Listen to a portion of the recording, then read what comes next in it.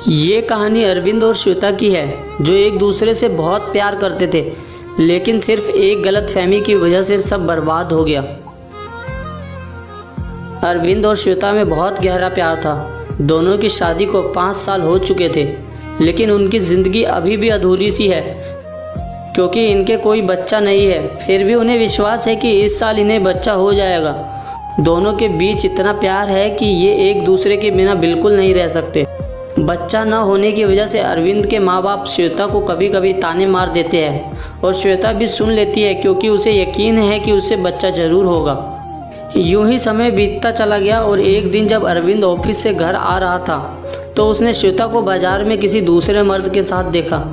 श्वेता और वो व्यक्ति बहुत खुश लग रहे थे, और ऐसा लग रहा था कि वे दोनों एक दूसरे को काफ़ी वक्त से जानते हो।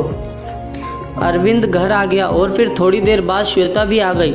श्वेता के आते ही अरविंद ने उससे पूछा, श्वेता कहाँ गई थी? श्वेता ने हंसते हुए कहा, मैं बाजार गई थी, घर का कुछ सामान लाना था। ये सुनकर अरविंद को थोड़ा गुस्सा आया, लेकिन उसने श्वेता को कुछ नहीं कहा।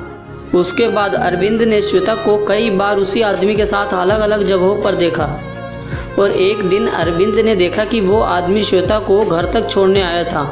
श्वेता उसके साथ बहुत खुश लग रही थी। उस व्यक्ति ने श्वेता को घर के बाहर छोड़ा और फिर चला गया। अरविंद का दिल बहुत दुखा, लेकिन श्वेता को खो देने के डर से उसने उसे कुछ नहीं बोला। एक दिन अरविंद घर पर बैठा था कि तभी श्वेता का मोबाइल फ़ोन बजा। श्वेता बाथरूम में थी, इसलिए अरविंद ने फ़ोन उठा लिया। फ़ोन उठाते ही दूसरी तरफ से आवाज़ आई, हेलो अरविंद, मैं थोड़ी देर में घर आ रहा हूँ, कुछ ज़रूरी बात करनी है। बस इतना कहकर उस आदमी ने फ़ोन काट दिया। अब अरविंद ये सोचने लगा कि उस आदमी को उसका नाम कैसे पता। अरविंद के दिमाग में कई तरह के ख्याल आ रहे थे। अरविंद को लगा कि शायद ये वो आदमी है जिसके साथ श्वेता अक्सर घूमती है। अरविंद को लगा कि शायद श्वेता उससे डिवोर्स लेना चाहती है, और इस सिलसिले में बात करने के लिए वो व्यक्ति घर आ रहा है। अरविंद बहुत उदास हुआ। वो अपनी शादी को टूटने नहीं देना चाहता था, लेकिन श्वेता ने धोखा दिया, उसे कुछ भी समझ नहीं आ रहा था। अरविंद जैसे अपनी पत्नी को खोने के डर से घबरा गया था और वहीं ज़मीन पर गिर गया। इतने में श्वेता भी बाहर आ गई और उसने अरविंद को उठाया और पूछा, क्या हुआ तुम्हें, तुम ठीक तो हो? अरविंद ने श्वेता को धक्का दिया और वो गिर गई। उसका सिर पास रखे टेबल पर लगा।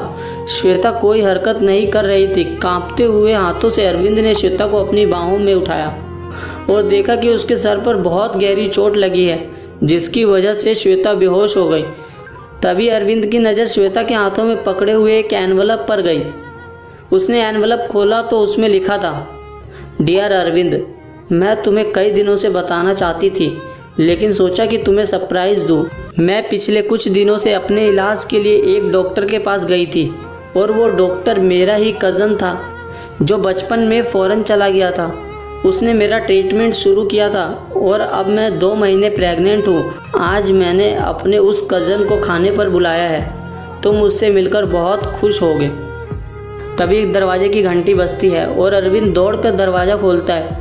दरवाजे पर श्वेता का वही कज़न खड़ा था, और वह कहता है, अरविंद, मैं नीरज, श्वेता का भाई, कैसे हो तुम? तभी नीरज की नज़र श्वेता पर पड़ती है, जो खून से सनी हुई ज़मीन पर पड़ी थी। नीरज फौरन श्वेता को हॉस्पिटल ले जाता है, और वहाँ श्वेता कोमा में चली जाती है। श्वेता अपने बच्चे को भी खो देती है। अरविंद अपना सिर पकड़े श्वेता के पैरों पर बैठा, उससे माफ़ी मांगना चाहता था, लेकिन श्वेता अभी भी कोमा में थी। एक छोटी सी गलतफहमी ने श्वेता और अरविंद के रिश्ते में भूचाल ला दिया।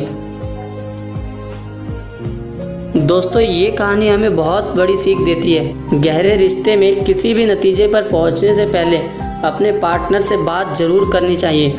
खामियां हम सब में होती है, लेकिन अपने पार्टनर पर इल्ज़ाम लगाने से पहले अच्छे से जांच ले, और सबसे ज़रूरी, उसे खुलकर बात करें। आप जो कहते हैं या सुनते हैं वो ज़रूरी नहीं कि सच हो। दोस्तों, आपको ये वीडियो कैसी लगी हमें कमेंट में ज़रूर बताएं। अगर ये वीडियो पसंद आई तो इस वीडियो को लाइक ज़रूर करना, और हाँ, अगर आप हमारे चैनल पे नए हैं तो हमारे चैनल को सब्सक्राइब करना बिल्कुल ना भूलें।